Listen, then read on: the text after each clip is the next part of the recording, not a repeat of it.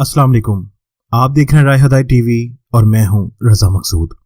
तमाम तारीफें अल्लाह रब्बुल इज़्ज़त के लिए कि जिसने हमें ईमान की नेमत से सरफराज फरमाया और बेशुमार दरूद व सलाम जनाब रसूलुल्लाह सल्लल्लाहु अलैहि वसल्लम पर कि जिनके लिए अल्लाह रब्बुल इज़्ज़त ने इस कायनात की तख्लीक फरमाई। दोस्तों, आज की वीडियो में हम एक ऐसे खानदान के बारे में बात करेंगे कि जिसको इस दुनिया का बेताज बादशाह कहा जाता है। इस खानदान के कब्जे में पूरा अमेरिका और आहिस्ता आहिस्ता इनकी मंसूबा बंदी से अब इनके हाथ में पूरी दुनिया आ चुकी है। ये खानदान दज्जाल के आने के लिए बहुत सी तैयारियां मुकम्मल कर चुका है और बहुत सी तैयारियां कर रहा है। हम में से बहुत से लोग इस खानदान के बारे में नहीं जानते। इंशाल्लाह दोस्तों, आज की इस वीडियो में हम इस खानदान के बारे में सुनेंगे।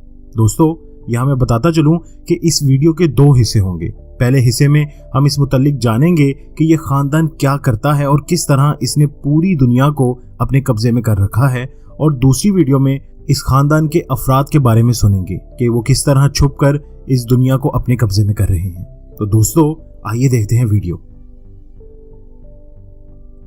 दोस्तों, ये खानदान रॉकफेलर्स के नाम से जाना जाता है। रॉकफेलर्स खानदान बज़ाहिर बैप्टिस्ट जबकि असलन यहूदी और मसलक शैतान के पुजारी यानी सैटनिस्ट है।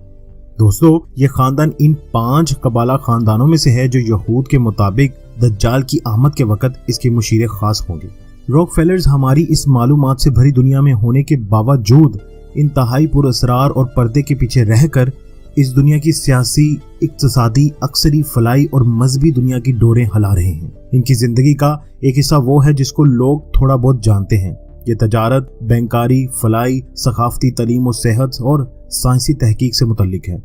जबकि इन सब कामों की आड़ में यहूदी रूहानी यानी शैतानी मंसूबों को पाया तकमील तक पहुंचाना, दुनिया से इस्लाम का खात्मा करके शैतान के नए मजहब न्यू वर्ल्ड ऑर्डर को दुनिया में नाफिज करना और काने दज्जाल की आमद के लिए राह हमवार करना है। खैर दोस्तों, मिस्टिसिज्म से यहूद मुखालिफ कुव्वतों को तबाह करना, हॉलीवुड, आलमी मीडिया और जादू के जरिए दुनिया को अपनी सोच में रंगना, IMF और वर्ल्ड बैंक के रास्ते से दुनिया की दौलत को अपने कब्जे में करना। मुख्तसर अल्फाज में ये कहा जा सकता है कि ये खानदान कटर ज़ायनिस्ट और दज्जाली मिशन के लिए खुद को वक्फ किए हुए है।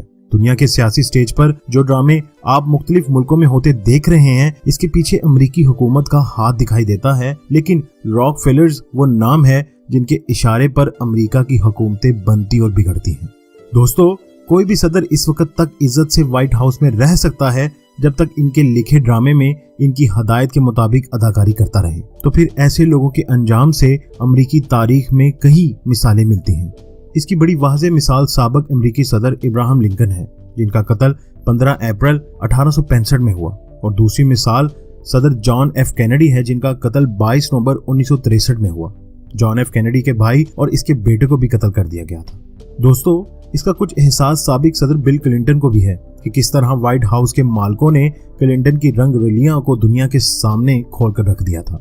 खैर दोस्तों, इस खानदान को आप इस दुनिया का बेताज बादशाह कह सकते हैं। आपको शायद ये मुबालगा लगे क्योंकि इनके बारे में लोगों को ज्यादा मालूमात नहीं है, लेकिन जो आलमी अदारे इस वक्त दुनिया को कंट्रोल किए हुए हैं, ये इन सब अदारों के मालिक हैं। जी हाँ, ये अल्फाज मैंने बिल्कुल दुरुस्त इस्तेमाल किए हैं। सरबराह, चेयरमैन, डायरेक्टर या इस जैसे और अल्फाज इनकी बेताज बादशाहियत का मफहूम नहीं अदा कर सकते। ये खानदान IMF और वर्ल्ड बैंक के मालिकों में से है। अक़वाम मुत्तहिदा इनके घर में बनाई गई अमेरिका और सारी दुनिया को कंट्रोल करने वाली काउंसिल ऑन फॉरेन रिलेशन के बानी ये हैं। अमरीकी खुफिया अदारे CIA, मीडिया बशमूल हॉलीवुड से लेकर तमाम अमरीकी अदारों पर CFR यानी कौंसल बराए खारजा ताल्लुकात का कंट्रोल होता है।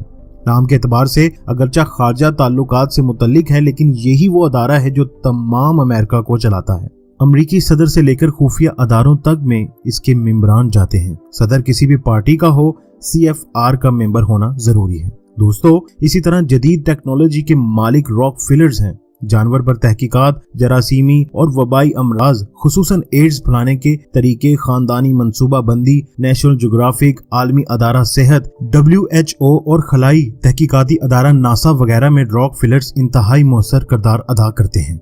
इन अदारों को इनकी जानिब से बड़ी रकम फराहम की जाती है। खलाई, अक्सरी और जेनेटिक मैदानों में जदीद टेक्नोलॉजी इन्हीं की तजुर्बा गाहों से निकलकर इन्हीं की फैक्ट्रियों में तैयार होकर अमरीकी हुकूमत को बेची जाती है। दोस्तों, यहाँ ये बात ज़हन में रखिएगा کہ جب ہم کسی ٹیکنالوجی مثلا ڈرون، طیارے یا بینک وغیرہ کے بارے میں یہ سنتے ہیں کہ یہ امریکی ہیں، تو اس کا مطلب ہرگز نہیں کہ یہ حکومت امریکہ کی ملکیت ہے، بلکہ یہ ان یہودیوں کی ملکیت ہے جو وہاں کے چپے چپے کے مالک ہیں۔ حتیٰ کہ راک فیلرز پر لکھنے والوں نے یہاں تک لکھا ہے کہ پورا جنوبی امریکہ ان کی ملکیت ہے، جبکہ امریکی حکومت و عوام ان کے قرضے میں گردن تک دھسی ہوئی ہے۔ دوستو، یا میں بتاتا چلوں کہ دنیا کی بڑی اسلحہ ساز فیکٹریوں کے مالک راک فیلرز ہیں۔ ورلڈ وار 1 اور ورلڈ وار 2 دونوں میں اتحادیوں کو تیل اور اسلحہ اسی خاندان کی کمپنیوں نے فراہم کیا تھا۔ ویتنام کی جنگ امریکہ کو لڑوانے والا یہی خاندان تھا، حالانکہ اس کے بعد ہونے والی رپورٹوں کے نتائج تقریباً ایسے ہی تھے جیسے عراق کی جنگ کے بعد خفیہ رپورٹوں کے نتائج تھے۔ دوستو، دنیا پریشان ہے کہ آخر وہ کون سی اتنی بڑی قوت ہے جس نے CIA کو غلط اطلاعات فراہم کر دی اور پھر تمام دنیا کو ان جھوٹی معلومات کی بنیاد پر عراق پر حملہ کرنے کے لیے تیار کیا گیا۔ حالانکہ ان کا اپنے بارے میں دعویٰ ہے کہ وہ اپنی سیٹلائٹ کے ذریعے سب کچھ دیکھ لیا کرتے ہیں۔ لوگ بش کو لان تان کرتے ہیں، لیکن وہ یہ نہیں جانتے کہ امریکی صدر دنیا کا کمزور ترین صدر ہوتا ہے، جس کے اپنے ہاتھ میں کچھ بھی نہیں ہوتا، بلکہ اس کا تو اپنے بیڈ روم پر بھی مکمل حق نہیں ہوتا، کیونکہ وہاں بھی یہودیوں کی آنکھیں یعنی خفیہ کیمروں کے سامنے ہوتا ہے۔ دوستو، ماڈرن دنیا کی پسند ناپسند، رہن سہن، اٹھنا بیٹھنا، کھانے پینے کا انداز، بلکہ لائف سٹائل کیسی ہوگی، اس کا فیصلہ اسی خاندان کی لڑکیاں کرتی ہیں۔ دوستو، یہ تمام باتیں ایک کتاب دا راک فیلر سنڈروم میں لکھی ہوئی ہیں۔ خیر دوستو، اس خاندان کی خاصیت یہ ہے کہ یہ پردے کے پیچھے رہ کر امریکہ کو استعمال کرتا ہے، یہاں تک کہ اس خاندان کی لڑکیوں کی بھی ایسی تربیت کی جاتی ہے کہ وہ کہتی ہیں کہ ہم عام زندگی گزارتی ہیں تاکہ میڈیا کی نظروں سے بچ سکیں۔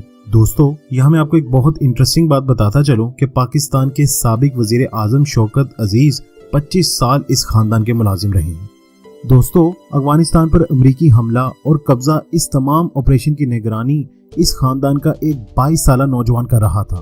طالبان کی پسپائی کے بعد سب سے پہلے کابل آنے والا یہی نوجوان تھا جو اپنی ذاتی طیارے سے وہاں پہنچا۔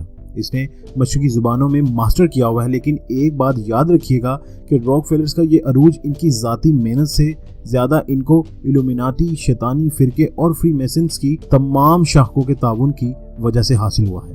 خیر دوستو، آخر میں یہ بات میں آپ کو بتاتا چلوں کہ راک فیلر خاندان کا اصلی پہلو وہ ہے جو ان کی مذہبی وابستگی سے تعلق رکھتا ہے، جس میں بڑا کردار اس خاندان کی ماں جان ڈی راک فیلرز جونیئر کی بیوی ایبے ایلڈریج راک فیلر کا ہے۔ بچپن سے ہی بچوں کی تربیت خالص مذہبی بنیادوں پر کی گئی۔ ان کو یہودی ہونے کی حیثیت سے دنیا کی تمام اقوام سے اعلیٰ ہونے کا تصور ذہنوں میں بٹھایا گیا۔ بچپن ہی سے گھر میں صبح دعائیں تقریب ہوتی ہیں، ہر بچے کا اس میں شریک ہونا ضروری ہے۔ اگر کوئی بچہ شریک نہ ہو یا تاخیر سے آئے تو اس پر جرمانہ ہوتا ہے جو اسے اپنی جیب سے بھرنا پڑتا ہے۔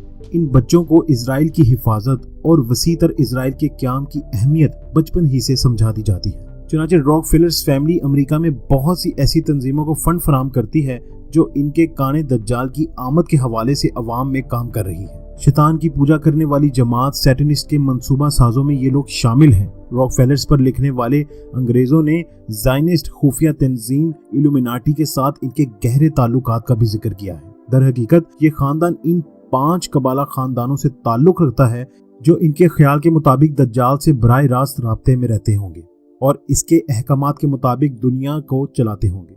خیر دوستو، یہ تھا اس ویڈیو کا پہلا حصہ۔ دوسرے حصے میں ہم انشاءاللہ راک فیلرز کے جد امجد جان ڈی راک فیلر اور اس کی آنے والی نسلوں کے لوگوں کے بارے میں بات کریں گے کہ وہ کیسے آنے والے دجال کے لیے ایک سٹیج تیار کر رہے ہیں۔ اے نبی، اے نبی، اے نبی۔